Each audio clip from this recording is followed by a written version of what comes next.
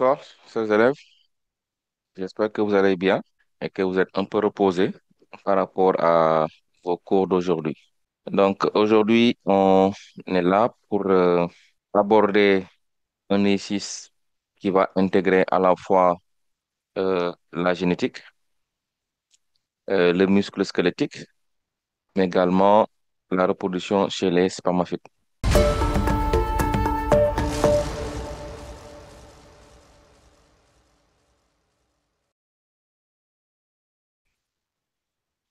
Donc, comme vous le voyez sur l'écran, donc en exercice 1, donc, on avait en maîtrise de connaissances, disons, un exercice sur les spermatozoïdes.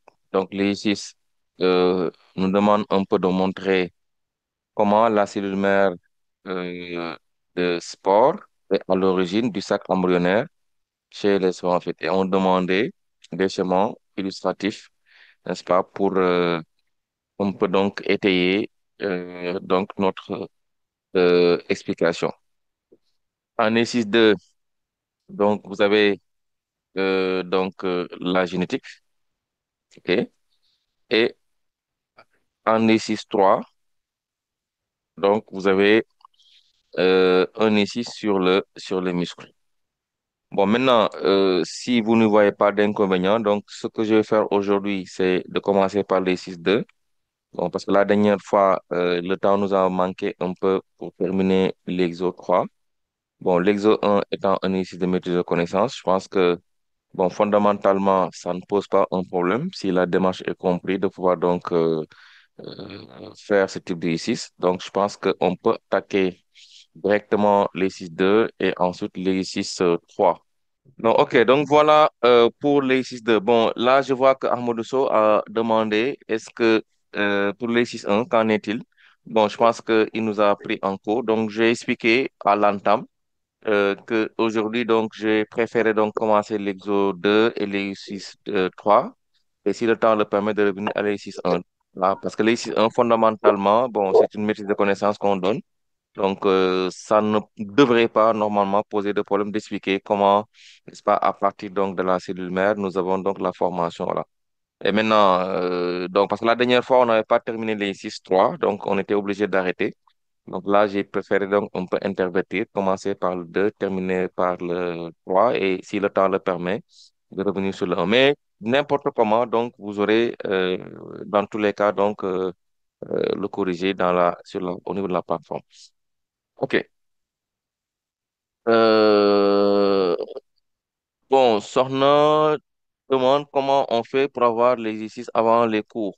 Bon, les exos, normalement, c'est avant les cours, hein, donc souvent, on les poste bien avant.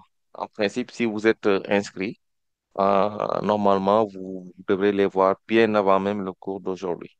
Bon, maintenant, on y va. Donc, si on nous dit au premier croisement que on a croisé donc une poule de race pure, donc à préciser que c'était une race pure, comment est cette poule-là à crête rosacée avec qui? Avec un coq crête simple. Et le résultat de ce croisement donne uniquement des poulets à crête rosacée. Donc ici, fondamentalement, qu'est-ce qu'on peut tirer déjà de ce croisement? Oui, donc je vois plusieurs mains. Bon, je vais choisir au hasard. Ndeye Binta. On est dans le cadre de monohybridisme. Donc on est dans une situation de monohybridisme, ça c'est vrai. Oui, quoi d'autre qu'on peut tirer de ce premier croisement? Là, le crée rosacée domine et là, elle est Mhm. dominant. Elle a le dominant. Oui, Oui. d'accord. Bon, mais là aussi, il faut structurer, n'est-ce pas, les réponses.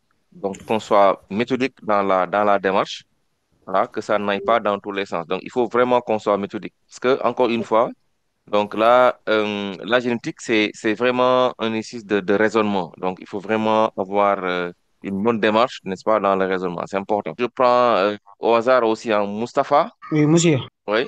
on peut en déduire que d'après cette croisement, la Mhm. première relation, loi de Mendel a été vérifiée Mhm. et que l'allèle qui est dominant, c'est l'allèle rosacée qu'on peut Oui. Bon, mais attends. Bon, c'est vrai. Mais déjà, qu'est-ce qui a permis de dire que la première loi de Mendel est vérifiée? Ça, il faut le Parce que, préciser. Qu'est-ce qui permet également de dire que traite rosacée est dominant? Ça aussi, il faudra le préciser. Donc, si on revient en arrière par rapport à la première loi de Mendel, oui, qu'est-ce qui a permis de dire que cette loi de Mendel est vérifiée? parce que la descendance a donné uniquement des poulets à crête rosade. Donc, la descendance, pas à donner, est composée uniquement de poulets à crête Mhm. rosacée.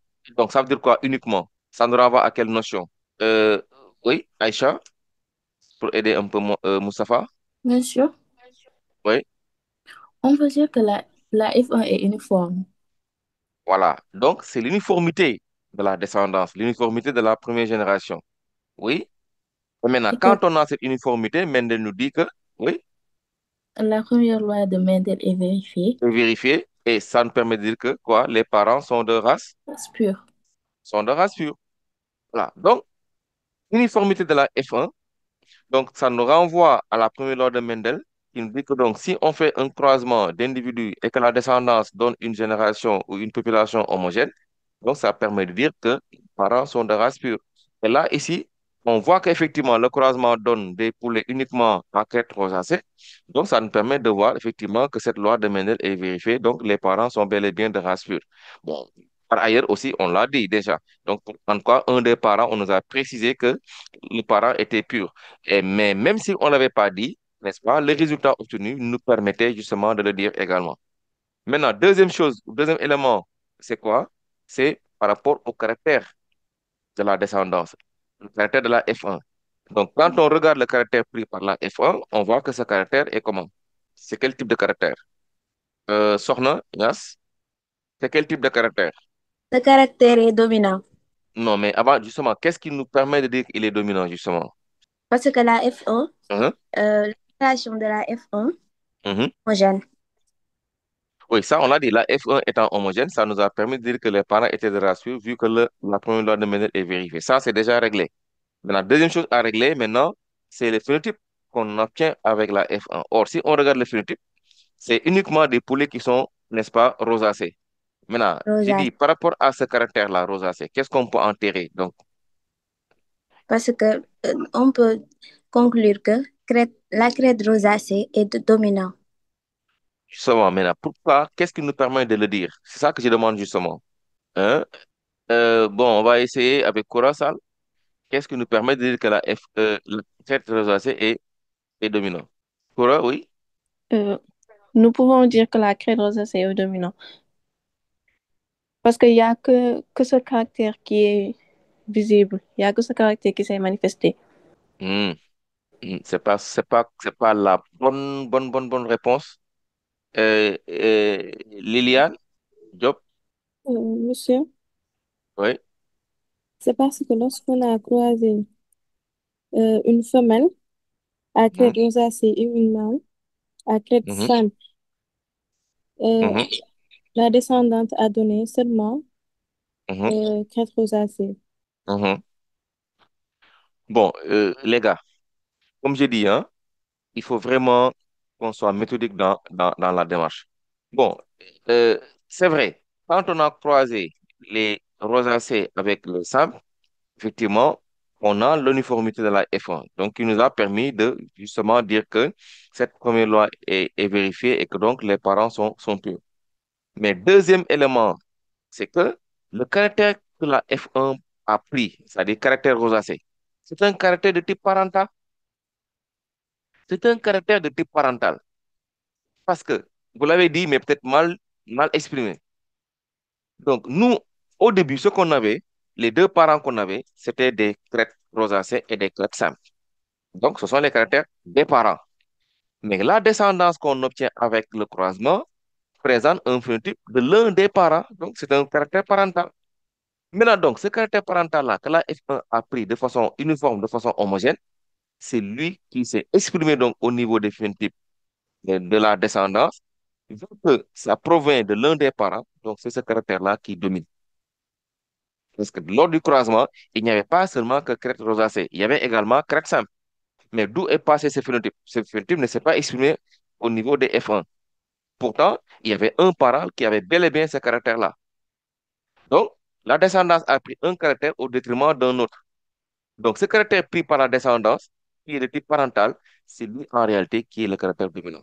Donc, voilà comment, n'est-ce pas, on va dire. Parce qu'on peut avoir une situation où le croisement des individus pourtant de race pure donne, n'est-ce pas, comment, des individus, mais des individus homogènes, population homogène, mais n'ayant pas un caractère de l'un des parents. Dans ce cas-là aussi, la première loi de Mendel serait vérifiée, les parents seraient purs, mais là, on est dans une autre situation de dominance. Parce que là, c'est le cas de la codominance. Parce qu'on a une homogénéité, mais le caractère pris n'appartient à aucun des deux parents. Vous comprenez? Donc ici, donc la dominance, n'est-ce pas, qu'on va établir, n'est-ce pas, par rapport au crête rosacée sur crête simple, c'est parce que tout simplement, quand on a fait le croisement, la descendance a pris uniformément ce caractère crête rosacée, qui est issu de l'un des deux parents. Donc ce caractère-là, c'est lui qui s'est exprimé, donc c'est lui qui est dominant. C'est bon. Maintenant, le deuxième croisement, on nous dit que, OK, on croise cette fois-ci des poulets à pattes courtes. Cette fois-ci, on prend un autre gène. Donc, le premier, c'était par rapport, n'est-ce pas, à la crête. Mais ça, le deuxième, c'est par rapport. Et là, on dit que si on croise des pattes courtes entre eux, donc des poulets pattes courtes entre eux, on obtient toujours, chaque fois, tout le temps, OK, à la fois des pattes courtes et des pattes normales. On n'avait pas de pattes normales. Les poulets, au départ croisés, étaient des pattes courtes. Mais quand on les croise entre eux, ces pattes courtes, la descendance donne non seulement des courtes, mais également des normales, des pattes normales. On n'avait pas au début. Parce qu'au début, c'était que des courtes qu'on avait. OK? Et maintenant, les proportions aussi qu'on obtient, ce sont des proportions, n'est-ce pas, dans l'ordre de deux poulets, n'est-ce pas, contre un. Donc, deux poulets à pattes courtes pour un poulet à pattes normales. Et on nous précise que, en plus de cela, on a noté des cas, n'est-ce pas, de mortalité au niveau des embryons. Et maintenant, la première question par rapport à ces deux croisements, c'est de déterminer les relations de dominance entre les allèles, ok, pour le gène déterminant la forme de la crête. Maintenant, avant d'y aller, toujours comme on a fait pour le premier croisement. Donc, on a croisé deux poulets, on a tenu une population courte et normale. Qu'est-ce qu'on peut en tirer ici également? Euh, euh, oui, là aussi, j'interroge au hasard. Aram Touré, Allô? alors oui. Oui, monsieur, on peut dire que euh, la première loi de Mendel n'est pas vérifiée parce qu'on a Mhm, obtenu dans la descendance des poulets mhm, à pattes courtes et des poulets à pattes normales. mhm. On, Les poulets on peut à pattes aussi, courtes et mhm, on peut aussi ajouter mhm. que, que les poulets à pattes courtes ne sont pas de race pure, ils sont hybrides. Oui, ok. Et enfin, Et quelle autre aussi, information on peut tirer? qu'on a aussi une gène létale parce que un quart des embryons meurt. Très bien. Et enfin, dernière information, je ne sais pas si ça a été dit. C'est euh, Oui, il y a une dernière chose, je pense qu'elle ne l'a pas dit. Euh, bon, je prends Adama, Gaï. L'allée responsable de la patte courte est dominante sur l'allée responsable de la patte normale. Voilà. Donc, ici, pattes courtes, en réalité, parce qu'on avait des pattes courtes, Mhm. ok? Et quand on a croisé, on voit, n'est-ce pas, la naissance de pattes normales qu'on n'avait pas. Donc, ça veut dire que l'allèle responsable des pattes normales était bien présent chez les pattes courtes, mais masqué. Maintenant, quand on Mhm. les a croisés entre eux, donc cet allèle a, n'est-ce pas, a refait surface. Donc, cette partie normale était où? Était cachée cette partie normale était où? Était cachée dans les pattes courtes. Donc, on peut dire que courte est dominant par rapport à patte normale et que patte normale était récessive. Donc, voilà, déjà, avant même de commencer, ce sont des choses tout de suite qu'on doit voir, qu'on devait voir tout de suite, avant même de faire donc, voilà. Donc, en faisant donc l'analyse, n'est-ce pas, des résultats obtenus, tout de suite, on doit savoir qu'est-ce qu'on a où est-ce qu'on doit aller. C'est important. Donc, on va y aller. La première question, donc, c'était de déterminer, n'est-ce pas, qu'on appelle ça, les relations, voilà, donc détermination, on va dire des relations de dominance. Voilà, donc, on va dire détermination des relations de dominance entre les allèles, le gène responsable de la forme de la crête. Maintenant, pour le gène responsable de la forme de la crête, donc, on utilise le premier croisement. Ok. Donc, c'est le premier croisement qui évoque justement ces crêtes-là. Donc, on va dire premier, premier croisement. Donc, comme on l'a dit, le premier croisement donne une descendance qui est homogène, donc constituée uniquement de crêtes, n'est-ce pas, rosacées. Donc, et là, ça nous permet de voir qu'on avait donc une uniformité, n'est-ce pas, de la population et que les individus de cette population ont pris de façon uniforme, de façon unanime, le caractère crête rosacée qui est de type parental. Donc, ce caractère de type parental pris par la F1 de façon uniforme, de façon, n'est-ce pas, voilà, homogène, c'est en fait le caractère qui est dominant par rapport à l'autre qui est récessif, du coup. Donc, on va dire que le croisement de poule à crête rosacée avec un coq à crête simple donne une F1 uniforme avec des individus présentant une crête rosacée. Donc, la première loi de Mendel est vérifiée. Les parents sont bel et bien purs, sont bel et bien purs. Le caractère parental crête rosacée pris par la F1 montre que l'allèle responsable de ce caractère est dominant sur l'allèle responsable du caractère très simple. Voilà. Donc voilà déjà, n'est-ce pas, une réponse par rapport à cette question-là. Donc concernant donc, la dominance entre les allèles déterminant la forme de la au niveau chez le poulet. Donc là, on voit que c'est crête rosacée qui domine par rapport à crête simple. Pourquoi? Parce que tout simplement, quand on a fait le croisement, on a obtenu non seulement l'uniformité, ok, mais dans cette uniformité, le caractère uniforme pris est de type parental.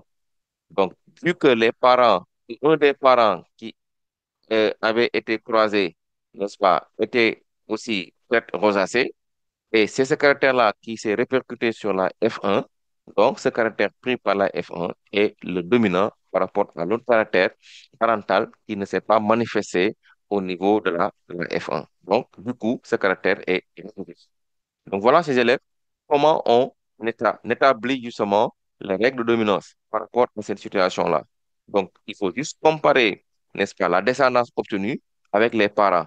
Si on constate que la descendance présente un caractère parental, ok, au détriment d'un autre caractère parental qui ne s'est pas manifesté au niveau du phénotype de la descendance, ça permettra d'établir, n'est-ce pas, la dominance de ce caractère par rapport à l'autre caractère parental qui ne s'est pas manifesté, qui sera donc le caractère récessif. Donc, je pense que c'est clair à ce niveau-là. Maintenant, la deuxième question, n'est-ce pas, on demande de préciser si les poulets à pattes courtes sont homozygotes ou hétérozygotes pour le gène déterminant la taille des pattes. Ok. Là aussi, je pense qu'on l'a dit. Parce que on a croisé des poulets à pattes courtes, ok? Et le croisement de ces poulets à pattes courtes a donné deux types de phénotypes.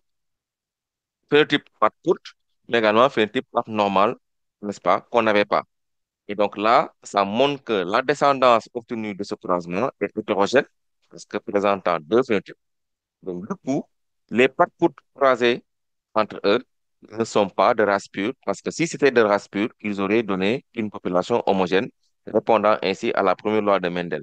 Donc, le fait que le croisement n'ait pas donné une population qui est homogène, mais plutôt hétérogène, nous conforte à dire qu'effectivement, là, les couples qu'on a croisés sont des hétérozygotes, non pas des homozygotes. C'est bon? Voilà. Donc, si c'est bon, on va donc avancer. Donc, je disais, la deuxième question, c'était de préciser, n'est-ce pas, si les poulets de côte sont homozygotes ou hétérozygotes. OK? Donc, on va dire comment sont les pattes courtes. Et comme je disais tout à l'heure, comment sont les pattes courtes? On voit que quand on les croise entre eux, ils donnent une descendance qui est hétérogène. Donc, le fait d'avoir une descendance hétérogène, alors que les deux parents croisés étaient de même phénotype, donc, permet de dire que ils sont pas de race pure parce que autrement ils auraient donné une descendance homogène. Donc, le fait qu'ils n'aient pas donné une descendance homogène nous permettra d'établir qu'ils sont des hétérozygotes et non des homozygotes. C'est bon? Donc, on va dire le croisement de poulet à pattes courtes donne une descendance hétérogène. Donne une descendance hétérogène. Donc, la première loi, bon, pour revenir à ça aussi, la première loi de Mendel n'étant pas vérifiée, les poulets pattes courtes sont donc hétérozygotes. Sont donc hétérozygotes. Donc, c'est-à-dire sont des hybrides. Donc, sont donc hétérozygotes. Donc là, on a répondu à la question. Donc, que les courtes ne sont pas homozygotes, mais ce sont des hétérozygotes.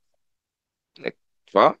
Pourquoi hétérozygotes? Parce que leur croisement n'a pas donné une descendance homogène, mais plutôt donc hétérogène. Donc, avec deux phénotypes, pattes courtes, pattes normales. Et donc, ceci nous permet effectivement de dire que, n'est-ce pas, les pattes courtes qu'on a croisées sont des hétérozygotes et non des homozygotes. Maintenant, donc voilà pour la deuxième question. Maintenant, on va avancer.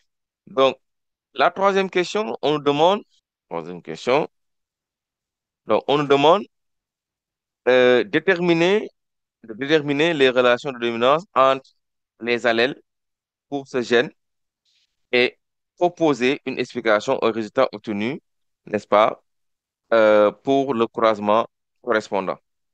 Bon, je rappelle que pour ce croisement-là, donc on avait, n'est-ce pas, des courtes qu'on a croisées, et le croisement de par courte a donné deux phénotypes, mais comme on a dit, les proportions obtenues sont de l'ordre de un tiers, deux tiers. Un tiers, deux tiers.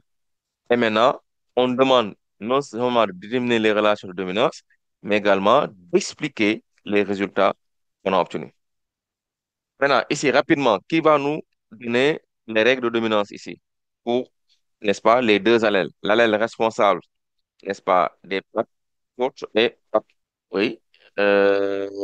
Aïcha, Diop, Monsieur, levez la main. Oui. on peut dire ici que l'allèle patte courte domine l'allèle patte normale. Pourquoi? Les poulets à pattes courtes sont hétérozygotes, Oui.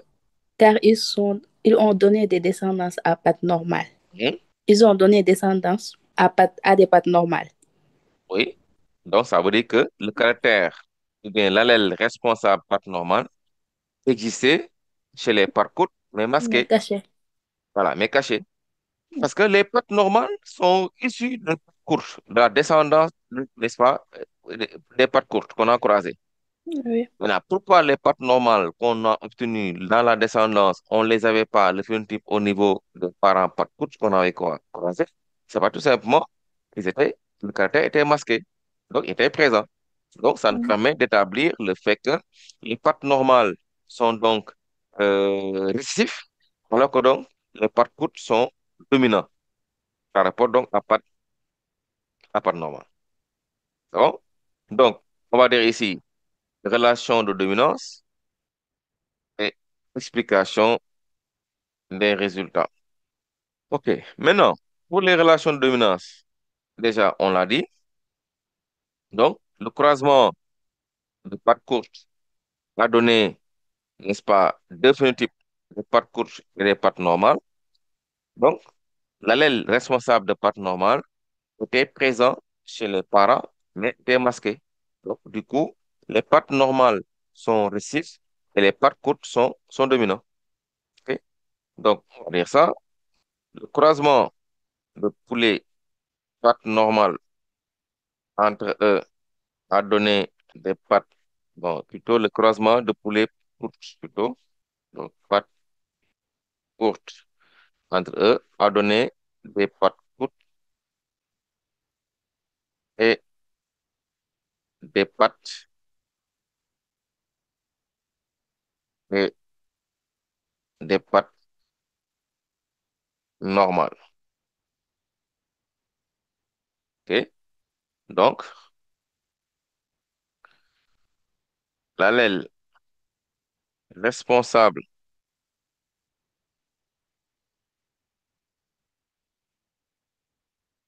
du caractère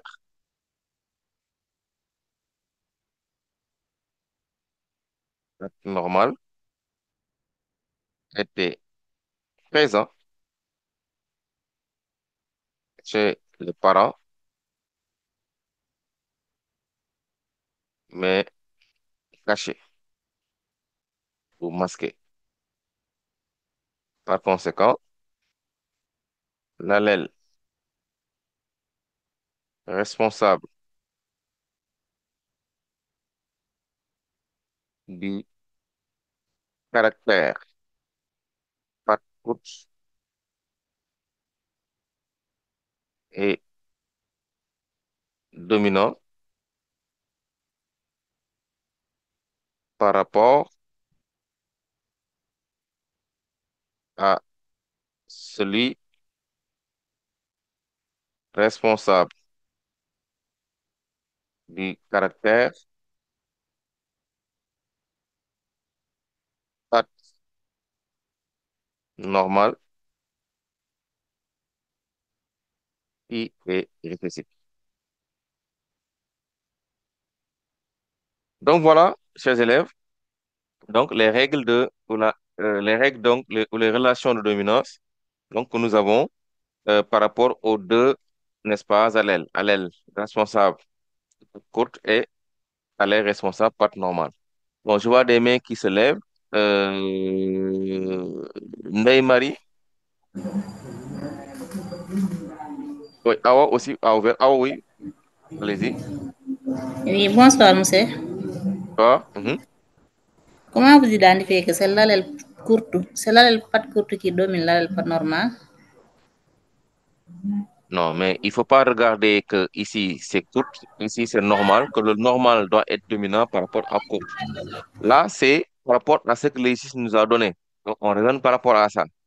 Ça parce que donc, si on regarde, voilà, on essaie de se dire, voilà, si c'est normal, normalement, c'est dominant. Si c'est court, normalement, c'est récessif. Non.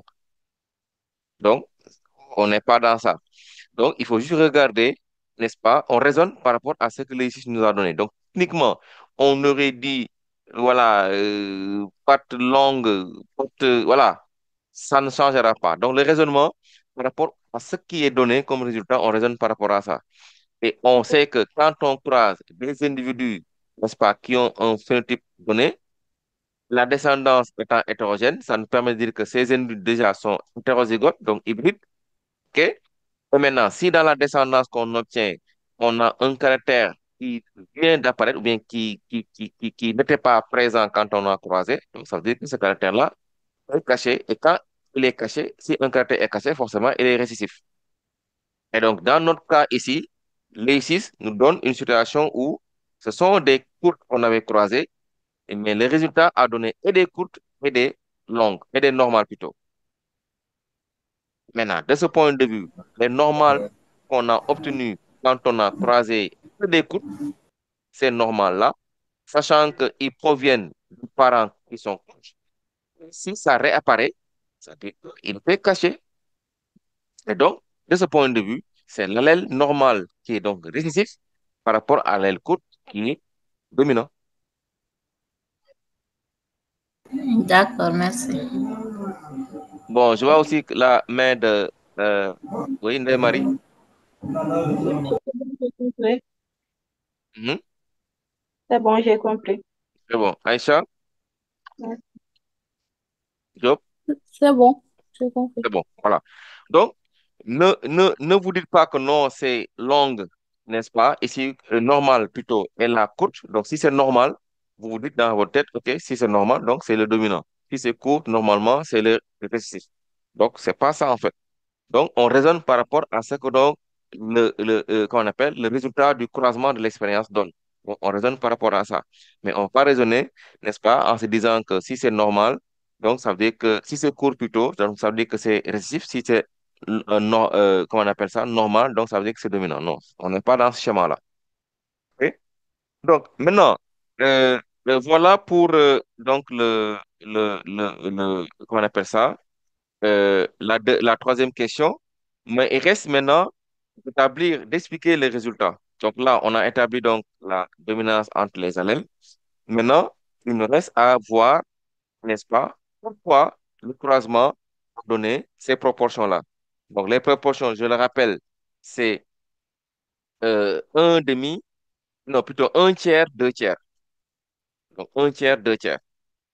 OK? Donc on a deux tiers de poulet à pâte courte, un tiers de poulet à pâte normale. Maintenant, ici, déjà, le croisement qu'on a effectué, c'était quel type de croisement déjà? Et ça aussi, tout le monde devait le voir tout de suite. Donc, on a croisé quoi? On a croisé deux hybrides. Parce qu'on a dit que les poulets étaient hétérozygotes. OK? Donc, les poulets étant donc hybrides, on les a croisés. On est en monohybridise, quelqu'un l'a dit au début, en monohybridise. On sait que quand on croise deux hybrides en monohybridise, on devait s'attendre à quelle proportion? Ndaï Binta, sinon Mohamed Diaw peut répondre directement. Ah, un demi, un demi. Attention, un demi, un demi. Non, pas un demi, un demi. Un demi, c'est quel type de croisement? On est en monohybridisme. Le croisement en monohybridisme de deux individus hybrides, normalement, doit donner une descendance constituée de trois quarts, un quart. Trois quarts de phénotype dominant, un quart de phénotype récessif. Donc, autrement dit, dans notre exemple, on devait avoir trois quarts de poulet à pâte courte et un quart de poulet à pâte normale. Mais ici, on s'est retrouvé avec deux tiers, un tiers. Maintenant, tout à l'heure, un demi, attention, un demi, c'est le cas d'un test cross de monohybridisme. Donc, si on fait un test cross de monohybridisme, les résultats donnent deux phénotypes, un demi, un demi. Et ces deux phénotypes sont des phénotypes, n'est-ce pas, parentaux. Un phénotype parental, qui est le phénotype dominant, et l'autre, le récessif. Donc, dans les mêmes portions, un demi, ou 50%, 50%. Mais ici, on n'a pas fait un test cross. Le croisement effectué, c'est le croisement de deux hybrides. C'est ça qu'on a fait, deux hybrides qu'on a croisés. Or, quand on est en monohybridisme, n'est-ce pas, le croisement de deux hybrides devait nous donner, n'est-ce pas, deux phénotypes, d'accord? Ce qu'on a obtenu, on a deux phénotypes, mais c'est un problème de proportion qui pose problème. Si le problème, ce sont les proportions. Donc, au lieu d'avoir trois quarts, un quart, on se retrouve avec deux tiers, un tiers. Et donc, si on a cette situation, on peut penser à quoi? On doit penser à quoi? Oui, oui, Baba, peut-être, Ndiaye, Vous m'entendez? oui. Oui, oui. Je dis que si on a ces genres de résultats, on doit s'attendre à avoir la présence d'un gène létal à l'intérieur Donc, du croisement. donc, il faut envisager la présence d'un gène létal, comme l'a dit Nogueil au niveau du chat. Donc, on peut envisager la présence du gène létal. Et on peut même après essayer de le vérifier. Donc, tout de suite, chers élèves, il faut retenir, c'est important de retenir les proportions tendues quand on fait, n'est-ce pas, les croisements, qu'on soit en monohybridisme, qu'on soit en dihybridisme. OK? Il faut maîtriser les résultats tendus normalement. Et maintenant, c'est ça qui va vous permettre de savoir où vous devez aller après. Et maintenant, de poser les bonnes hypothèses, n'est-ce pas, pour pouvoir continuer. Autrement, vous allez tourner en rond et parfois même, peut-être, vous risquez de passer à côté. Donc, ici, on va dire quoi? Donc, on va dire que, voilà, c'est ok, la deuxième partie de l'explication. OK? Le croisement de deux parents hybrides. Bon, je vais prendre peut-être une autre couleur. Donc, le croisement de deux parents hybrides donne deux phénotypes, mais pas dans les proportions 3/4, 1/4. Ces proportions sont plutôt de l'ordre 2/3, 1/3. OK? 2/3, 1/3. OK? Il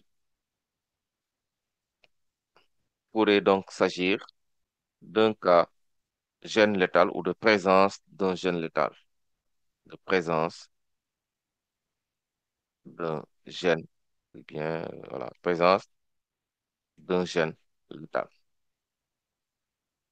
Voilà.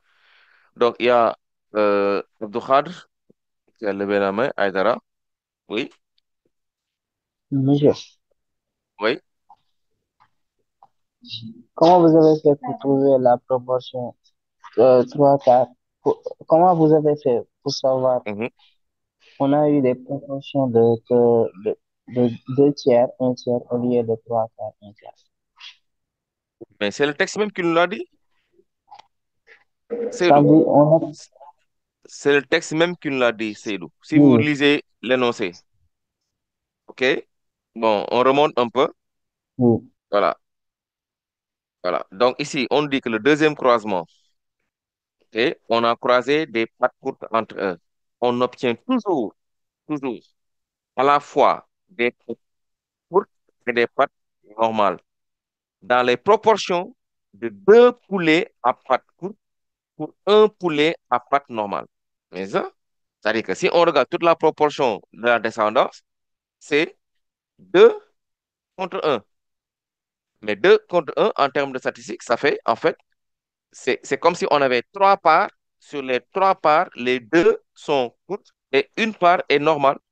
Donc, ça fait, en fait, un ratio ou bien une proportion de 2/3, 1/3. C'est bon? oui, monsieur, c'est bon. Voilà. Donc, ça, c'est l'énoncé même qui nous l'a dit, hein. Donc, c'est l'énoncé qui nous a dit que, Bon. n'est-ce pas, la proportion de la descendance, c'est de l'ordre de 2 contre 3. Non, 2 contre 1.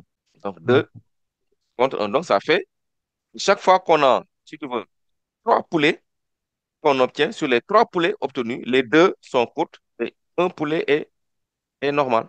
Voilà. OK? Bon, il y a aussi Shérif. C'est bon pour Shérif qui a levé la main aussi. C'est bon. OK. Donc, euh, on continue. Alors, donc, je disais, donc, si on regarde maintenant le troisième croisement, donc on dit pour le troisième croisement, là, on dit, on croise un coq crête rosacée à pattes courtes avec une poule à crête simple, pattes normales. Là, on est dans quelle situation maintenant, chers élèves? Mati? Oui, Mati? On peut dire qu'il s'agit d'une osteoporose. On a un... Bon, d'accord, mais avant d'envisager même de parler de test cross, donc Oui. on est dans quel type, n'est-ce pas, d'hybridation? On est dans quel type de croisement? De d'hybridisme. Très bien. On a glissé maintenant vers un dihybridisme. Parce que Oui. jusqu'ici, on était dans un monohybridisme. Donc, certes, on a 2 gènes, mais on les a étudiés séparément. Donc, le Oui. gène responsable de la crête, séparément, et un autre gène, le gène responsable des pattes, séparément. Des pattes. Voilà. Oui. Maintenant, cette fois-ci, avec le troisième croisement, on a intégré les 2 gènes pour basculer dans un dihybridisme. Oui. Jusqu'ici, on était en monohybridisme. Là, maintenant, Mhm. en prenant en compte les 2 gènes à la fois, donc gène responsable de la crête et des pattes, on est maintenant dans un cas de dihybridisme. Ça, Oui. c'était ce qu'il fallait voir tout de suite dans un premier temps. Maintenant, Mhm. on nous dit que ce qu'on a fait, rosacée en pattes courtes, qu'on a croisé avec des simples à pattes normales. Oui. OK? Et la F1 qu'on obtient fournit 50% de pattes Le poulet. de poulet, plutôt crête rosacée courte, 50% de poulet simple, crête rosacée pattes normales. Oui. Donc, ouais. Donc, Oui. effectivement, donc ici, on a fait, n'est-ce pas, un certain type donc de Test croisement parce que, cross. voilà. Donc, on a croisé, n'est-ce pas, parce qu'on sait, dès l'entame, on avait montrer que les simples et les normales étaient des récessifs. Les rosacées et les courtes étaient des dominants. Donc, la poule tête simple, patte normale, utilisée est un testeur. Donc, 10 ou bien 10 homozygotes. Alors que tête rosacée courte, présentant donc les Et caractères testé. dominants, voilà. Donc, c'est lui qui fait le test. Et donc, le résultat a donné une génération 50. avec voilà, 50% voilà, de crêtes, n'est-ce pas, rosacées par Accurate. 50% de tous les crêtes rosacées Pas de normal. et pattes normales. Donc, on a ici fait un test. Test Coros. Voilà, de hybridisme. Maintenant, regardez, quand on fait un test course de dihybridisme, qu'est-ce qu'on doit s'attendre, qu'est-ce qu'on pouvait s'attendre à avoir? Oui, oui, Baba, Je pense qu'ici, on devait avoir deux phénotypes totalement différents, on tant devait au avoir, niveau on devait avoir, deux phénotypes totalement différents au niveau des crêtes et aussi des pattes. donc, le croisement, le troisième croisement, si on y regarde de près, n'est-ce pas, et nous semble être un test cross, puisque nous avons les, la poule crête simple, patte normale, donc qui a les allèles récessifs, qu'on a croisé avec le coq qui a crête rosacée, patte courte, donc les allèles dominants. Mais le résultat, n'est-ce pas, a donné deux phénotypes. Donc, déjà, on sait que les pattes courtes, plutôt pattes normales, Donc, crête simple, sont des homozygotes, c'est une race pure. Donc, 10 homozygotes purs. Mais le oui, résultat donne deux phénotypes. Donc, déjà, ça veut dire que donc, les crêtes rosacées déjà et pattes courtes sont comment? crête rosacée et pattes courtes. Courtes sont comment? Le coq là est comment? Le coq, le coq Oui, il est hétérozygote pour l'allèle responsable de la crête. Et voilà, non, oui, mais aussi hétérozygote pour l'allèle responsable. responsable, oui, Donc, c'est un individu qui est dit hétérozygote. Donc, on va dire simple, c'est un individu qui est hybride. Donc, oui. parce que si c'était une race pure, comme le testeur, parce qu'on sait que, comme on a dit, on a déjà établi les dominances entre les allèles. On a démontré que trait simple était récessif, trait normal était récessif, que patte courte était dominant, patte rosacée était également dominant. Ouais. Maintenant, le fait de les croiser, eux deux, et d'avoir une descendance qui est hétérogène, parce qu'on a deux phénotypes trouvés, ça nous montre que, tout simplement, le coq tête rosacée patte courte n'est pas pur, mais plutôt hybride. Parce que si c'était une race pure, on aurait obtenu une uniformité de la F1 ici. Mais la F1 n'étant pas uniforme, parce qu'on se retrouve avec deux phénotypes, donc ça prouve que les quêtes rosacées par courte sont des hybrides. C'est un coq qui est hybride. Maintenant, ma question, je reviens à ma question. Sachant que le coq crête rosacée patte courte est hybride, parce qu'on a fait un test cross, maintenant, le résultat maintenant qui m'intéresse, on a 50%, 50%.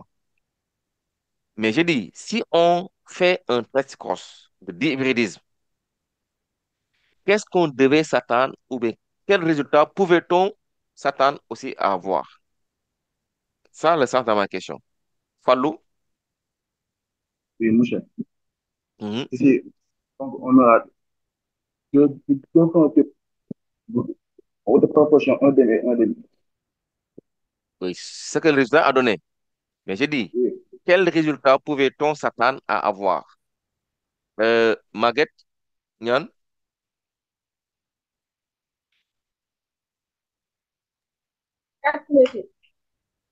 Oui, 4.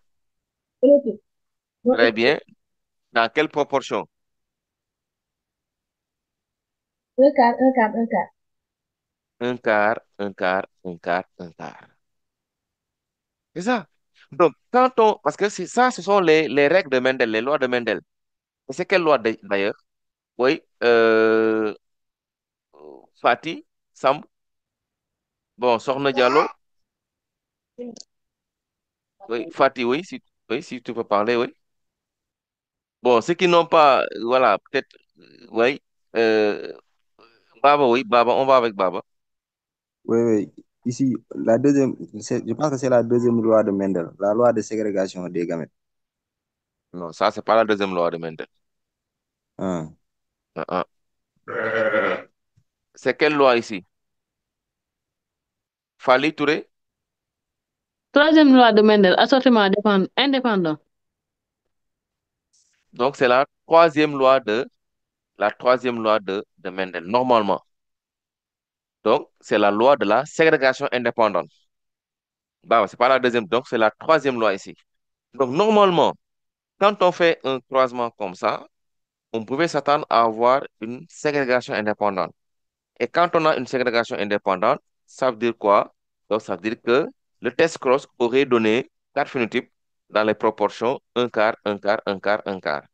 Mais ici, on n'a pas cela. Ce qu'on a, c'est deux phénotypes seulement dans les taux de 50%, 50%, autrement dit un demi, un demi. Et ces résultats de test cross, ça rappelle quel test cross? Quel résultat de test cross? Un demi, un demi. Euh, Oumou, Ndiaye? Oui, Oumou, on t'écoute. Bon, le micro n'est pas ouvert, hein. Bon, on va avec Liliane. Ça rappelle les résultats de monohybridisme. Eh bien, ça rappelle les résultats d'un test cross de monohybridisme. On a 50%, 50%. OK?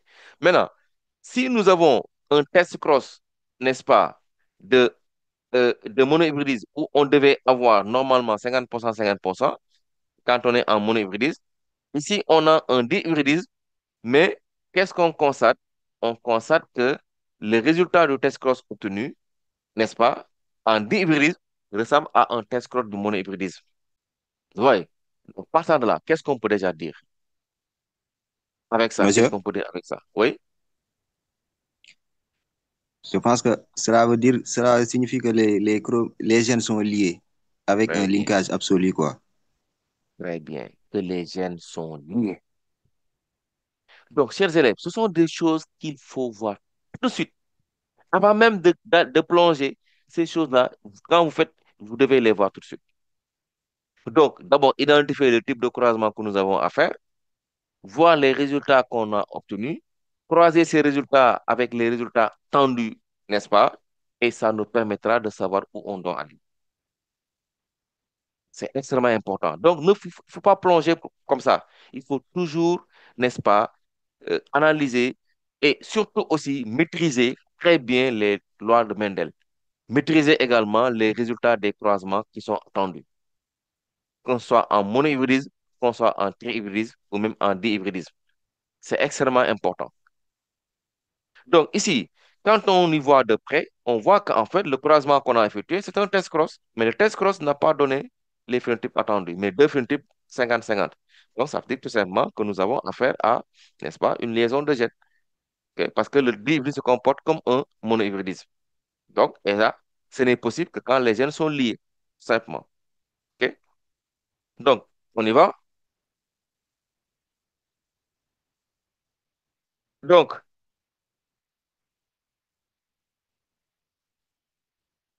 voilà, donc, gène létal, bon, là, c'est réglé. Maintenant, le troisième croisement, OK. Quatrième croisement, enfin, on dit qu'on croise les individus de la F1, c'est-à-dire à crête rosacée par courte, entre eux. Donc, on fait deux hybrides.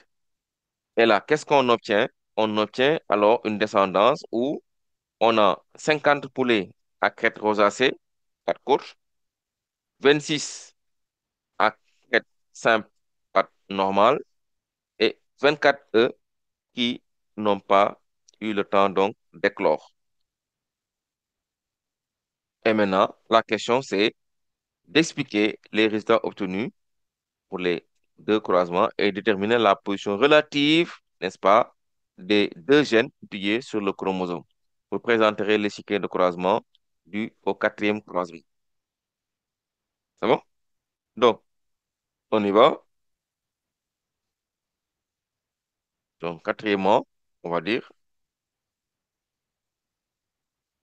explication des résultats et détermination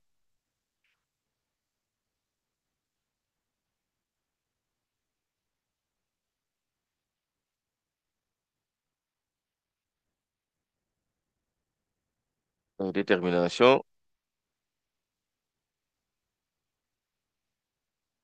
de la position. Monsieur, Oui.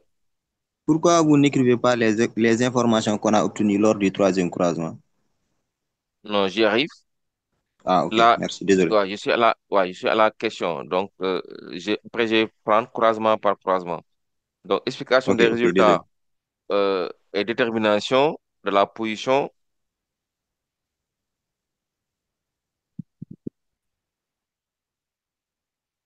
relative des deux jeunes. Voilà. Et maintenant, je vais commencer par le troisième croisement. Donc, troisième croisement.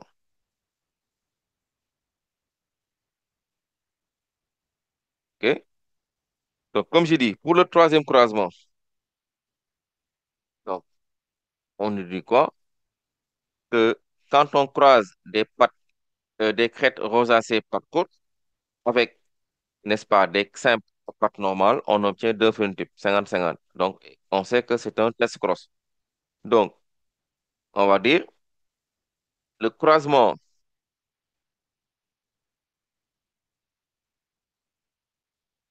d'un coq, la crête rosacée et à pattes normales, à pattes courtes, avec une poule à crête simple et à pattes normales, et un test cross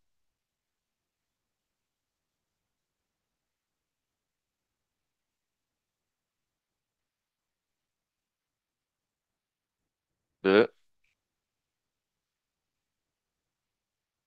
l'hybridisme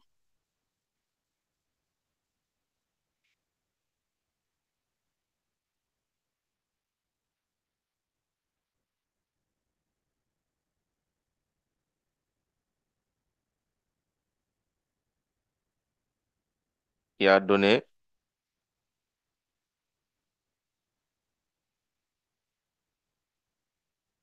deux phénotypes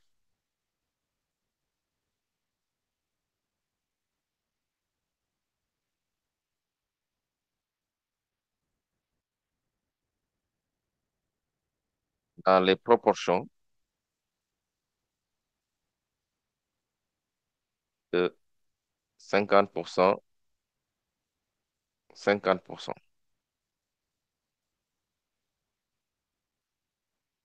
OK? Donc,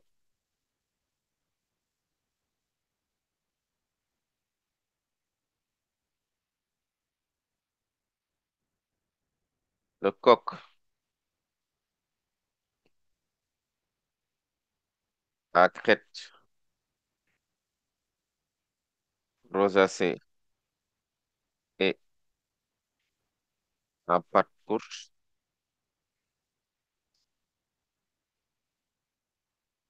est un hybride,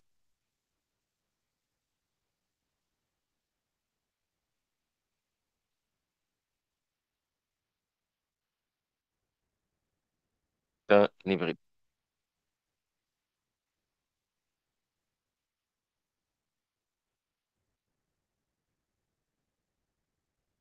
est un hybride. Bon, ça, on le sait.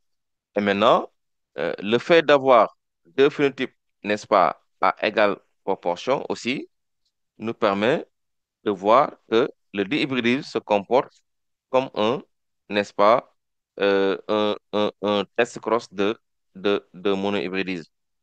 Donc là, ça permet de dire que donc, les deux gènes sont, sont en fait liés. C'est pour cela donc on a ces proportions. Parce que normalement, si on avait une ségrégation indépendante, comme l'a dit Mendel, troisième loi, on aurait dû normalement avoir quatre phénotypes à égale proportion. Un quart, un quart, un quart, un quart. Mais tel n'est pas le cas ici parce qu'on voit que le test cross se comporte comme un monohybridisme. Donc, les deux gènes sont liés. Donc, on va dire, donc, coq à crête rosacée à pattes courtes et hybride. Par ailleurs,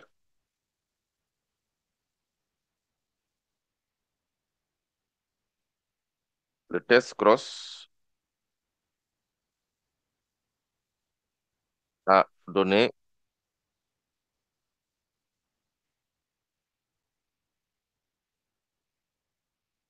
les résultats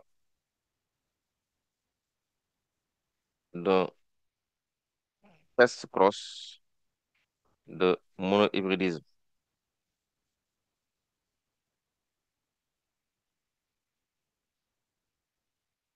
Par conséquent, les deux gènes sont liés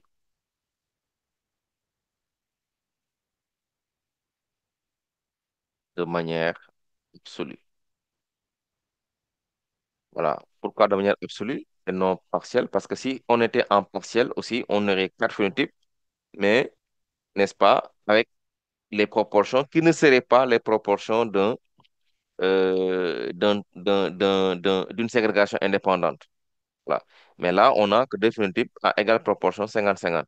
Donc là, ça nous montre que en fait, les gènes sont liés. Donc voilà pour le troisième croisement. Et enfin, pour le dernier croisement, donc on va dire quatrième croisement,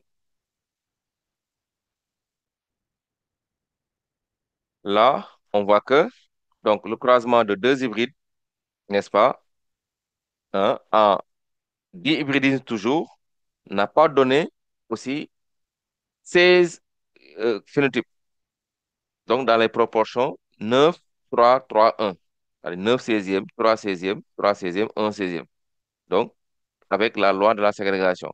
Mais ici, on n'a que deux phénotypes aussi avec les taux qu'on connaît. Donc, nous avons, on va dire, euh, 50%, 1 ou un demi, et on a un quart, n'est-ce pas? Et l'autre un quart meurt parce que donc les œufs néclos, donc ce sont des œufs qui sont non néclos. Et là également, ça nous montre que non seulement nous avons une liaison, ok, parce qu'on n'a pas la ségrégation, mais également on a toujours, n'est-ce pas, le cas de létalité. Donc, qui fait que, donc on a, n'est-ce pas, un quart des œufs qui ne sont pas éclos du fait donc de la létalité. Donc ici, non seulement nous avons une liaison entre les gènes, c'est toujours la liaison que nous avons, mais également, nous n'avons pas également, nous avons plutôt la présence d'un gène létal qui a tué, si vous voulez, donc les 24 œufs qui n'arriveront pas à éclore. Donc, si on va dire, pour le quatrième croisement, le croisement de deux hybrides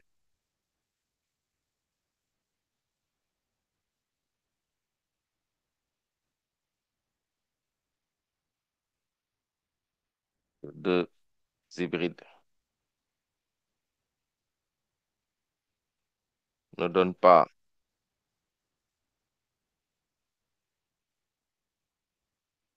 quatre phénotypes,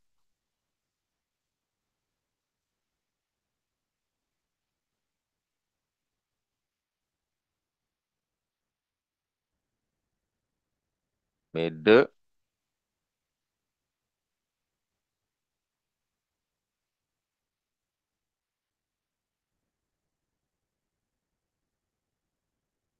seulement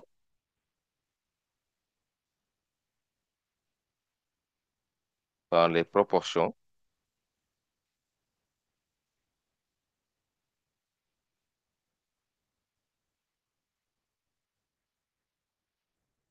un demi, un quart.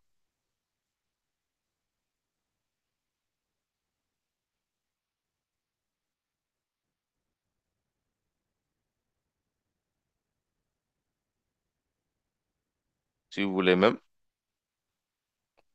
Bon, vu que donc les un quart meurent, donc finalement, on se trouve avec une proportion donc toujours de 2 tiers, un tiers, hein, dans les proportions 2 tiers,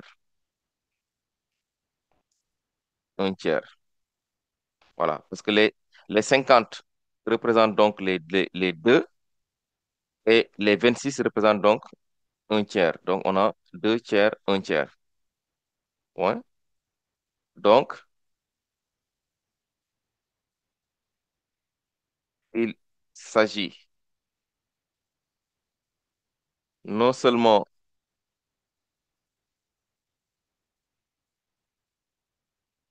de liaison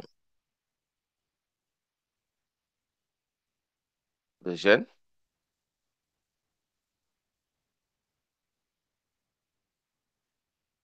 mais aussi d'un cas de présence de gènes létals.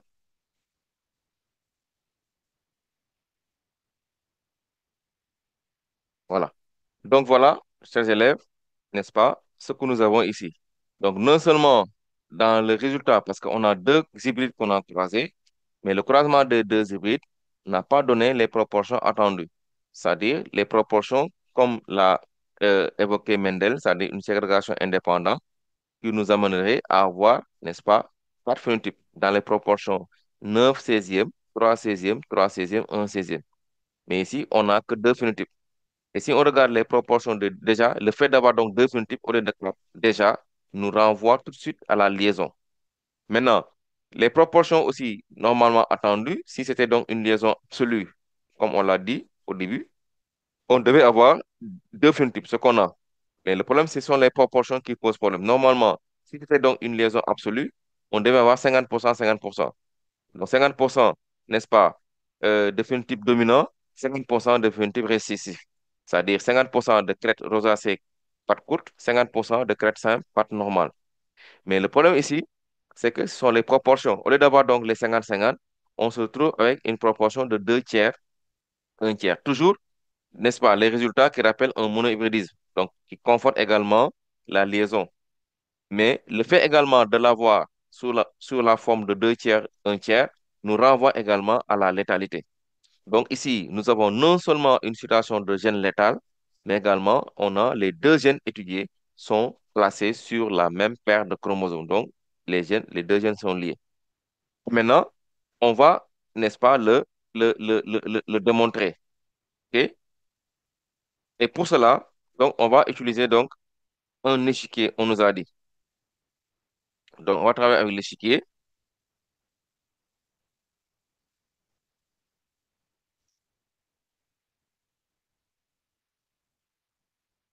OK. Bon, maintenant, pour l'échiquier, déjà, on peut poser nos allèles. Donc, posons allèle crête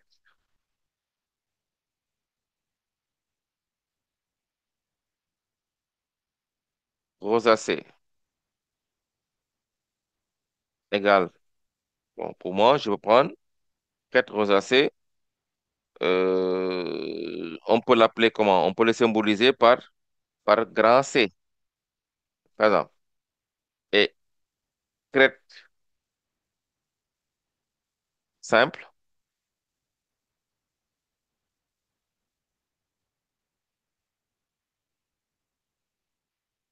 on peut l'appeler, par exemple, petit s, par exemple. OK? Et par contre, pour les allèles,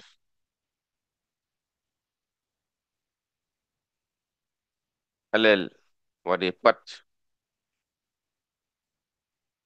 OK? Bon, rosacée, on va prendre grand. C'est plus simple. R comme rosacée, S comme simple. C'est plus simple comme ça. Maintenant, pattes, on va dire courte.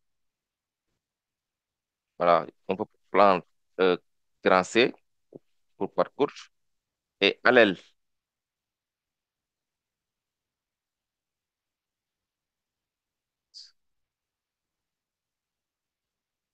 pattes normales,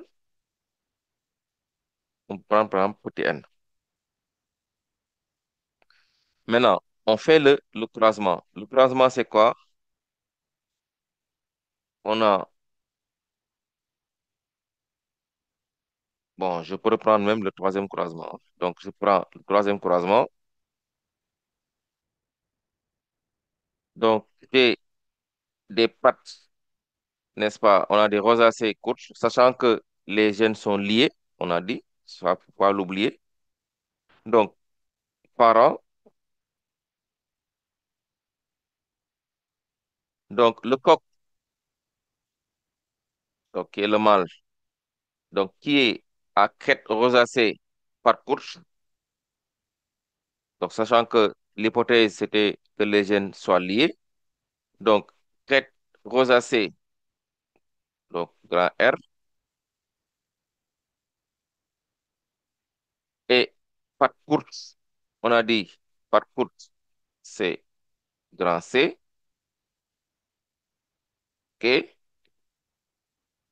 Et on a dit que ce coq-là aussi était hétérozygote, OK? Hétérozygote, donc aura crête simple, aura patte normale, petit n. Donc voilà comment je peux écrire donc l'individu hybride, le mâle hybride. Donc croisé avec la femelle double récessif. Donc cette femelle double récessif, donc elle est, on a dit à crête simple, donc S, S. Elle est à patte normale, N, N. Donc voilà pour la femelle, donc la poule. OK? Et partant de là, donc on donne les gamètes qui sont produits, gamètes produits. Donc l'hybride, le mâle hybride va produire deux types de gamètes, OK? Dans les mêmes taux, donc 50% de gamètes R, C et 50% de gamètes S, N. Et le testeur fait 100% de gamètes S, SN. Et donc, quand on a une F1, donc la F1 nous permettra d'avoir deux phénotypes si on croise. Donc, le premier phénotype sera des individus, donc 50% de poulets qui seront R, C, S, N. 50% de poulets qui seront également R, S plutôt, N, S, N. Et là, si on regarde le phénotype, donc nous avons un phénotype R, C. Là, si on regarde le phénotype, on aura un phénotype S, N. Donc, ça veut dire que 50% de rosacée et pattes courtes, 50% de poulets qui sont également simples et normales. Oui, bon, revenons. Est-ce que je ne suis pas trompé sur le croisement? Parce qu'on a dit crête rosacée à pattes courtes. Oui, Baba, oui. Oui, je voulais dire, pour l'échiquier, Oui. est-ce que c'est pas plus simple de faire le tableau? Avec, De faire l'échiquier directement. oui. Oui, oui, oui, oui, oui, oui, oui. Ah, ou bien Bon, vous vouliez ouais. gagner un peu de Bon, temps, c'est pour cela que vous l'avez fait comme ça. oui, on peut faire. De toute façon, on a demandé de faire l'échiquier. Bon, d'accord, c'est pas grave. Je vais faire l'échiquier. Il n'y a pas de problème. Il n'y a pas de problème. Donc, je retourne au troisième croisement. On a dit coq, crête, rosacée. OK, rosacée, c'est grand R. Par courte, c'est grand C. OK. Voilà, les gènes sont liés et on a croisé avec des crêtes simples. OK. Voilà. OK. Simple S, on a dit simple S. OK. Normal, on a dit petit n. Hein. F1, 50%. OK. Voilà, normal. OK. D'accord. Et maintenant, donc, voilà, on a donc un hybride. Donc, voilà, gamètes. Bon, on reprend les gamètes. Euh, donc, gamètes. OK. Bon, je donne pas les pourcentages. Donc, Monsieur, oui. je pense que c'est une erreur. Au niveau pour le parent mâle, Oui. quand on a fait le croisement, Mhm. on a obtenu 50% de poulets à crête rosacée et à pattes courtes, et aussi Mhm. 50% de poulets à crête rosacée et pattes normales. Mhm. Donc, je pense que le mâle, Pour le résultat, oui. oui, le mâle a produit pour l'allait responsable de la crête. Mhm. Il est homozygote, ça veut dire grand Il est, R, grand R. ouais, ouais. Voilà. Donc, c'est pour ça donc on a une homogénéité par rapport à ça. OK. Oui, c'est bon. OK. Voilà. C'est ça. Donc, rosacée, il est race pure pour rosacée parce que donc dans les deux cas, on a crête rosacée, c'est uniquement au niveau des pattes. Voilà, donc c'est bon. Maintenant, pour les gamètes, donc on a 50%, on va dire, ops, de RC et 50% de RN. Et le testeur fait toujours 100% de SN. Bon, maintenant, on peut faire l'échiquier, vous avez dit. Bon, mais l'échiquier a été demandé pour le quatrième croisement, mais on peut le faire au troisième croisement, il n'y a pas de problème. Bon, là, on a le mâle et la femelle. Bon, le mâle, on a 50% de RC,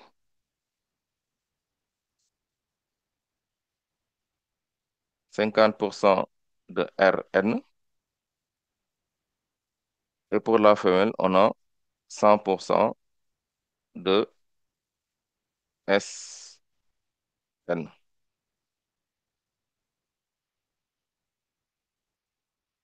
Et là, donc, on a le RC, donc du SN,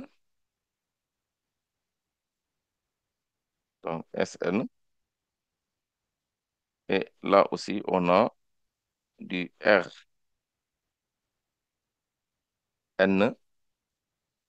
SN. Donc, ce qui fait, ici, on a RC, ici, on a RN. Donc, 50% de poulet quête rosacée par courte, 50% de poulet rosacé par normal. Voilà. Et maintenant, pour le quatrième croisement, toujours en raisonnant quatrième croisement, en raisonnant avec la liaison, cette fois-ci avec la létalité. Bon, le quatrième croisement, on a dit quoi? F1 fois F1. OK? Liaison F1 entre eux. Donc, on a fait F1 fois F1. Bon, la F1, je peux remonter un peu. OK, c'est bon. C'est bon. Donc, pour la F1, donc on a quatrième croisement. Donc, on a des crêtes rosacées à pattes courtes. Donc, rosacées à pattes courtes. Donc, hybride, hein? Rosacées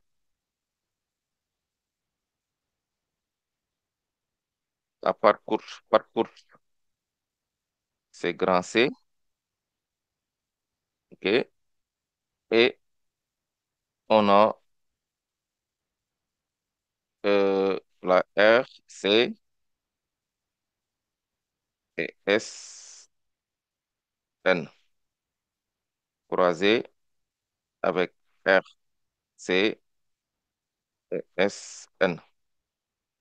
OK. Maintenant, comme on a dit, les hybrides ici ne font pas de liaison, ne font pas de ségrégation indépendante, troisième loi de Mendel, mais font une liaison absolue. Et dans cette liaison absolue, comme on a dit, on a un cas de gène létal en plus, hein. Voilà. Et maintenant, là, si on regarde les gamètes qui sont produits, donc ici, on a deux types de gamètes produits par chaque hybride, puisqu'ils font une liaison absolue. Donc, on a les gamètes RC1. Oui, Baba. Amiba, oui. Monsieur, RC, oui. pourquoi lorsqu'on écrit les génotypes, on a utilisé les barres verticales, pas les horizontales? Ou bien c'est un choix, on peut utiliser ce Oui, qu'on veut. c'est un choix. On peut faire donc des barres verticales ou des barres horizontales. Mais dans tous les cas, il faut montrer que les gènes sont liés. Donc, si ce sont des barres verticales, il faut que donc les deux allèles soient portés par la même barre pour montrer qu'on a une liaison. Mhm. Voilà. Donc, parce que D'accord. là, c'est ce que donc j'ai voulu représenter ici. Voilà, on a une liaison. Bon, deuxième gamète produit en liaison absolue, c'est SN. Et le deuxième hybride fait également la même chose. RC et SN. Et maintenant, quand on fait euh, l'échiquier dans ces conditions-là, on a mâle, femelle. Donc, chacun donnant deux types de gamètes. Ici, on a R grand C, R grand C. L'autre fait grand R, grand C, grand R, grand C. Non, non, grand R, S et N plutôt. S et N. Aussi, S et N. Voilà. OK. Maintenant, si on croise, on aura des individus qui seraient RRCC, des individus qui seraient R grand C, S, N, des individus qui seraient grand R, C, S, N, et enfin, des individus qui seraient S, N, S, N. Et donc, quand on regarde les génotypes, donc, nous aurons ici des individus qui seraient RRCC. Et RRCC, en fait, c'est le phénotype qui va être létal. Parce que, comme on a dit, le gène ne peut pas être à l'état homozygote ici. Donc, ici, normalement, on devait avoir RC, mais ces individus vont mourir. OK? Parce qu'il ne peut pas être RRCC. Donc, ça, c'est létal. OK? Maintenant, nous avons les autres qui sont RC, donc hybrides, et pas de race pure. Ici également RC, hybride par race pure. Et enfin, on a SN. Donc, si on regarde les proportions, donc 2 sur les 3 sont RC, c'est-à-dire rosacée par courte, 2 tiers, et 1 tiers de poulet et crête simple et pâte normale. Donc, on a, si je fais le décompte, donc le décompte va donner 1 tiers de phénotype SN et 2 tiers de phénotype RC. OK? Et donc, les RRCC vont mourir par létalité parce que le gène ne peut pas être à l'état homozygote. Voilà, Sorna, Diallo, oui. Bon, Fali Touré a levé la main. C'est bon? Bon, Koumba Ndiaye, peut-être. Oui, Fali, oui, il faut ouvrir le micro. C'est qui est le gène létal? Oui, c'est RRCC. Parce que ce gène-là ne peut pas être à l'état homozygote.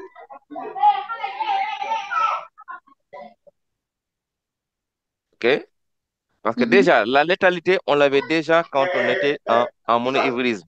Donc, avec Oui. les pattes. Parce qu'on a dit que on avait un gène létal. Parce que les Oui. poulets à pattes, n'est-ce pas? Parce qu'on avait croisé deux pattes courtes entre les pattes courtes, on a obtenu comme résultat deux phénotypes. Deux tiers de pattes courtes et un tiers de pattes normales. Donc, ici, les poulets ne peuvent pas avoir courtes, c'est-à-dire CC. Donc, ce CC-là, n'est-ce pas, n'est pas viable. Oui. C'est le CC-là qui n'est pas viable, en fait. Comprenez? Maintenant, pour rosacée, il n'y a pas de problème. On peut avoir rosacée pure parce qu'on n'a pas, n'est-ce pas, eu un cas de Merci. létalité avec rosacée. Mais le problème, c'est avec les pattes. Donc, les poulets ne peuvent pas se présenter à l'état CC homozygote comme ça. Donc, si c'est CC présent, ça crée donc une létalité. Donc, ce qui fait que un tiers ou un quart plutôt, un quart, n'est-ce pas, des poulets n'arrivent pas à éclore à cause, n'est-ce pas, de ce gène létal-là, CC. Donc, le gène, pour avoir donc courte ne peut pas se mettre à l'état homozygote, mais plutôt à l'état, n'est-ce pas, hétérozygote. Voilà. C'est D'accord. pour ça donc, il meurt. Et quand il meurt, ça change un peu les proportions de la descendance. On se retrouve dans des proportions exprimées au quart. Donc, vu qu'on a une liaison absolue, donc c'est comme si on avait un monohybridisme. Donc, normalement, c'était deux tiers, non, un quart, trois quarts, normalement. Mais là, on se retrouve avec un tiers, deux tiers du fait de la Ok. létalité. Voilà. D'accord. Et le déhybridisme se comporte comme un monohybridisme. Voilà, parce qu'on a des gènes qui sont liés. C'est bon? Oui, c'est bon. Voilà. Donc, et donc, la cinquième plutôt question, bon, on y a répondu, hein, parce qu'on a demandé maintenant de donner le génotype de la poule et du coq du troisième croisement. Donc, c'est ce que nous avons fait. Bon, voilà. Si on remonte un peu,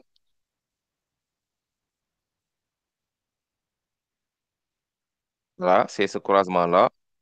Donc, voilà, c'est ça en fait.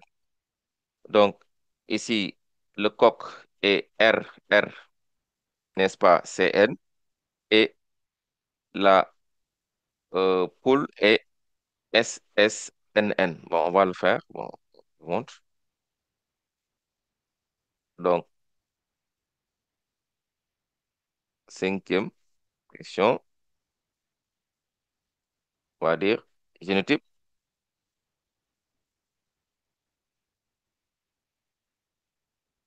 de la poule et du coq du troisième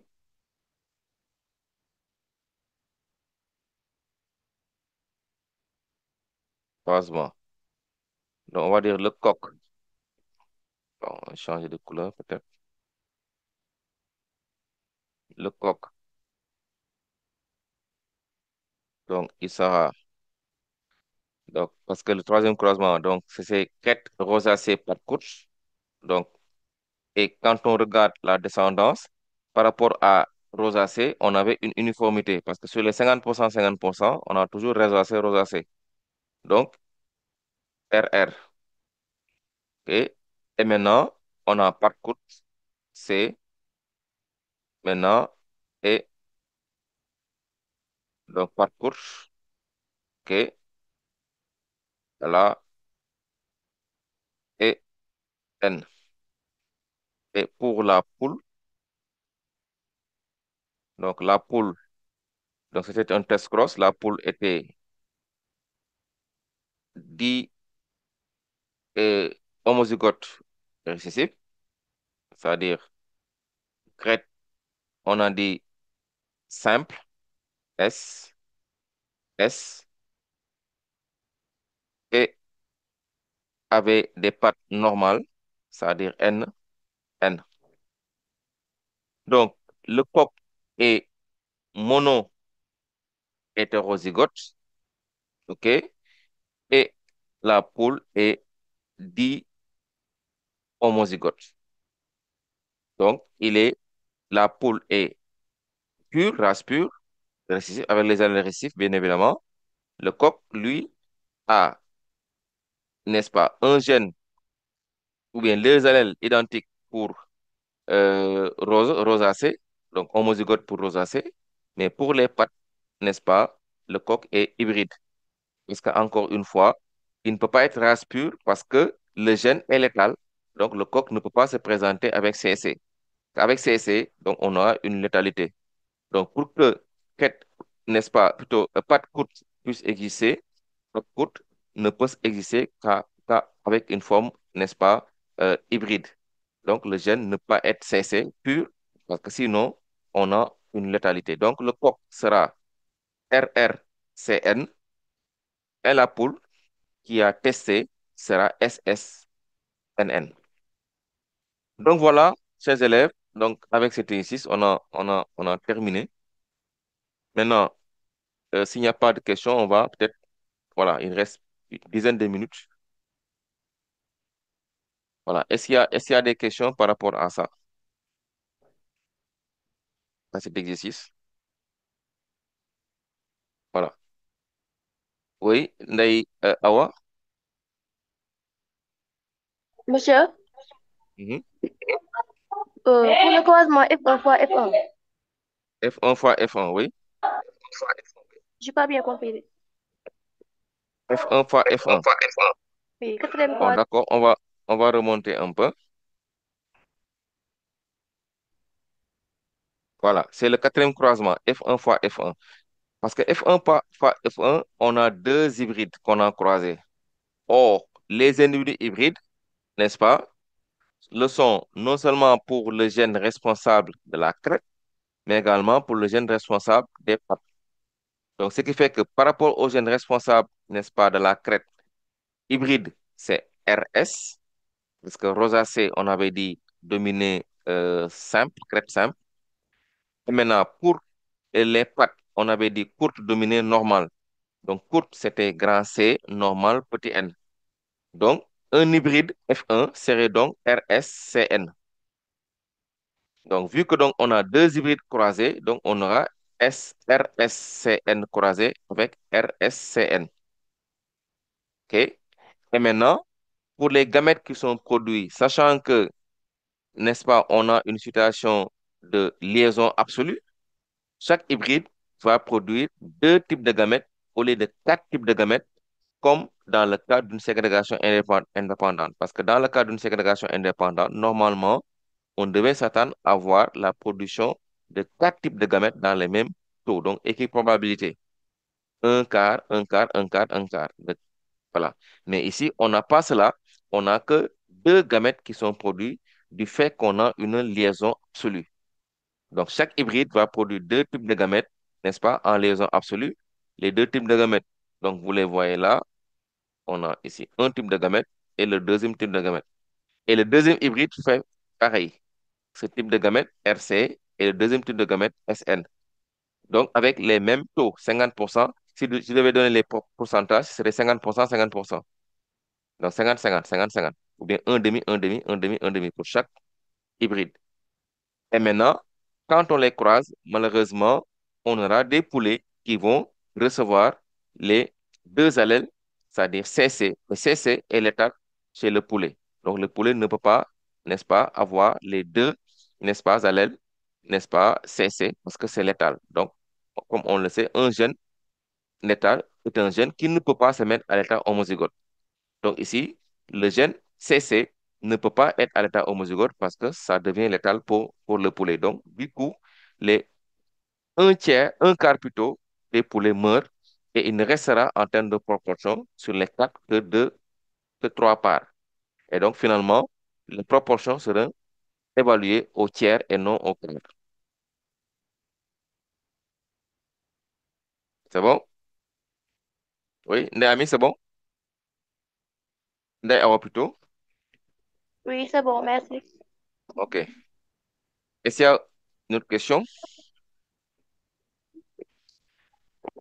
Maintenant, ici, chers élèves, comme je disais au début, ce qu'il faut surtout retenir en génétique, d'abord, il faut maîtriser les lois de Mendel, les trois lois. Heureusement qu'il n'y en a que trois, donc c'est facile à retenir.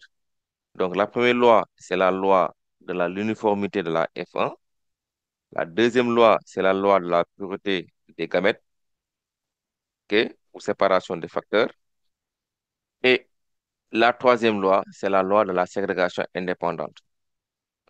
Et les deux premières lois, n'est-ce pas? Surtout la première loi, OK, et qui est la loi de la pureté des gamètes, on peut l'appliquer, n'est-ce pas, en monohybridisme, on peut l'appliquer en dihybridisme, on peut l'appliquer en trihybridisme. Deuxième loi, on peut aussi l'appliquer en monohybridisme, en dihybridisme, en trihybridisme. Mais la troisième loi, on ne peut pas l'appliquer en monohybridisme parce que il faut qu'on ait une disjonction des couples d'allèles pour avoir des recombinaisons permettant d'avoir des phénotypes nouveaux. Or, quand on est en monohybridisme, on n'a qu'un gène, donc juste le gène est représenté par, n'est-ce pas, un couple d'allèles. Mais quand on est en dihybridisme, on a plusieurs couples d'allèles, n'est-ce pas, pour les différents gènes. Et donc, on a ici une ségrégation. Donc, la troisième loi de Mendel, généralement, elle s'applique à partir du dihybridisme. Donc, dihybridisme, trihybridisme, par exemple. Mais on ne peut pas l'appliquer en monohybridisme. Et donc, cette loi nous permet de voir que quand on a donc une disjonction indépendante, ça veut dire indirectement, ou le sens de cela, c'est que les deux gènes qu'on étudie, ou les trois gènes qu'on étudie, ou les N gènes qu'on étudie, sont positionnés sur des paires de chromosomes différentes. C'est ça le sens de la troisième loi de Mendel. Donc, c'est ça le sens de la disjonction indépendante ou ségrégation indépendante. Donc, quand on dit qu'on a une ségrégation indépendante, indirectement, on est en train de dire que les gènes étudiés ne sont pas positionnés sur la même paire de chromosomes, mais sur des paires de chromosomes différentes. Et donc, si on n'a pas une ségrégation, on a une liaison, parce que ces deux cas également possibles. Soit c'est lié, soit c'est indépendant. Indépendant, donc les gènes ne sont pas sur la même paire, n'est-ce pas? Dépendant ou lié, les gènes sont sur la même paire de chromosomes. Donc voilà ce qu'il faut retenir. Et ensuite, les résultats statistiques ou les résultats attendus. Quand je suis en monohybridisme, j'ai fait un test score de monohybridisme, je dois connaître, n'est-ce pas, les résultats attendus normalement. OK? Quand je suis en dihybridisme, j'ai fait un test score de dihybridisme. Donc, si j'ai une ségrégation indépendante, je dois savoir les résultats attendus. Si je n'ai pas ça, donc je sais que j'ai une liaison. Soit la liaison, elle est absolue ou bien elle est partielle. Elle est absolue. Dans ce cas-là, il n'y aura que deux phénotypes à égale proportion. Elle est partielle quand j'ai quatre phénotypes avec des proportions différentes. Généralement, les deux phénotypes parentaux sont à effectifs à proportion plus élevée et les phénotypes recombinés sont à effectifs plus faibles. OK? Donc, juste pour dire que tant que vous ne maîtrisez pas les lois de Mendel, tant que vous ne maîtrisez pas les résultats statistiques qu'on doit avoir pour chaque cas, vous avez tout le temps donc des difficultés. Bon, maintenant, Liliane me demande de parler un peu de la deuxième loi de Mendel. Donc, on appelle donc la loi de la pureté des gamètes. Donc, ça veut dire quoi? Les gamètes ne peuvent jamais être hybrides. Un gamète est toujours pur. Pourquoi? Parce que les gamètes sont haploïdes. Parce que déjà, dans la formation des gamètes, même si on a deux allèles du gène, mais lors de la ségrégation indépendante, lors de la lors de la gamétogénèse, on a une division réductionnelle qui fait que, justement, les deux allèles du gène sont séparés au niveau des cellules filles. Donc, chaque cellule fille possédant un allèle du gène, du coup, il ne peut pas avoir, n'est-ce pas, deux allèles différents pour être hybride. Donc, parce que tout simplement, le gamète n'est pas diploïde, le gamète est haploïde. Donc, c'est l'haploïdie même du gamète qui va faire que quand on va avoir donc la formation de ce gamète, avec la division réductionnelle, les deux facteurs sont séparés. Donc, les deux allèles du même gène ne vont pas rester ensemble, à moins qu'il y ait un accident de la méiose. Mais tant qu'il n'y a pas d'accident dans la méiose, donc les deux allèles du gène seront séparés nettement au niveau des cellules filles. Donc chaque cellule fille, n'est-ce pas, va recevoir un exemplaire du gène. Ce qui fait que, donc, le gamète, du coup, sera pur, forcément. Il ne peut pas être hybride. Parce que pour être hybride, il faut avoir donc les deux allèles différents d'un même gène. Or, le gamète ne peut pas avoir les deux allèles différents d'un même gène, puisque lors de la gamétogenèse, déjà, on a une séparation. Voilà. Donc, je ne sais pas si Liliane, j'ai répondu à la question, à votre question.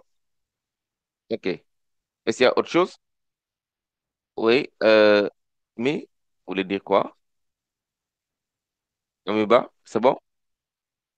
Le micro est coupé, hein, on dirait. Oui, c'est bon, monsieur. C'est bon. Voilà. Donc, je pense qu'on va devoir s'arrêter. Bon, Sornan me demande sur le monohybridisme. Bon, je ne sais pas trop qu'est-ce que vous voulez savoir sur le monohybridisme, Sornan. Bon, il reste juste une minute. Est-ce que vous pouvez préciser la question? Vous avez juste dit sur le monohybridisme. Je n'ai pas bien compris. Qu'est-ce que vous voulez savoir sur le monohybridisme? Oui, Sornan? Bon, il ne réagit pas. Je ne sais pas trop si elle nous entend ou pas. Bon, mais pour le monohybridisme, c'est un seul gène qu'on étudie. Maintenant, pour le monohybridisme, on peut avoir un cas de létalité, comme on l'a vu tout à l'heure. On peut avoir un cas de dominance. On peut avoir un cas de codominance. OK? Maintenant, si on fait un test cross de monohybridisme, donc toujours, on a les proportions un demi, un demi. Si on croise deux hybrides en monohybridisme, en termes de résultats, on a trois quarts, un quart, à moins qu'on ait un gène létal. Si on n'a pas un gène létal, c'est trois quarts, un quart. Mais si on a un gène létal, les proportions deviennent un tiers, deux tiers. Voilà. Donc voilà, chers élèves, n'est-ce pas, ce que je voulais vous proposer. Bon, malheureusement, voilà, on a eu trop de discussions sur les systèmes de génétique. Je vois que la génétique vous passionne. Bon, il n'y a pas de problème. Je pense qu'on va y revenir, que ce soit moi ou M. Diouf, pour vous permettre de bien comprendre justement la génétique. Mais c'est pas compliqué. Comme j'ai dit, il faut juste, n'est-ce pas, maîtriser les lois de Mendel, connaître, n'est-ce pas, les résultats statistiques qu'on obtient quand on fait chaque type de croisement, qu'on soit en mono, dit hybridisme. Et pour chaque cas, n'est-ce pas, avoir en connaissance ou bien en tête les résultats attendus si on fait soit un test cross, si on croise deux hybrides, si on a un gène létal là-dedans, si on a une liaison absolue, une liaison partielle, etc., ou bien une ségrégation indépendante. Donc voilà, donc merci à tous et on se reverra, Inch'Allah, je pense le samedi normalement. Voilà, merci.